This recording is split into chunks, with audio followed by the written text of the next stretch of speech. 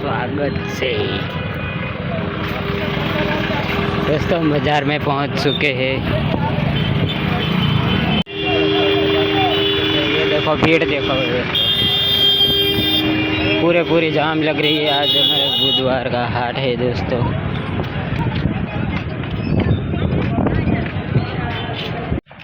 ऐसा कुछ मेरी बरजेर का माहौल है दोस्तों।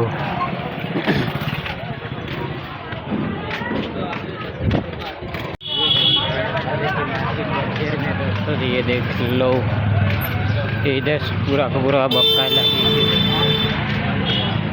दोस्तों हम पहुंच चुके हैं दीपक भाई के घर। दोस्तों हमारी बाजार में वरसाद આવી ગયો છે दोस्तों। જોઈ લો फुल वरसाद, कीचड़ થઈ ગઈ છે। फाइनली दोस्तों हम घर पे पहुंच चुके हैं दोस्तों। तो यही इस वीडियो को यहीं एंड करते हैं दोस्तों। हमारे यहाँ आज वरसाद આવી ગયો એટલે બધું આ પાડી નાખ્યું છે અને અમારી ઝૂંપડી પણ પાડી દીધી છે दोस्तों।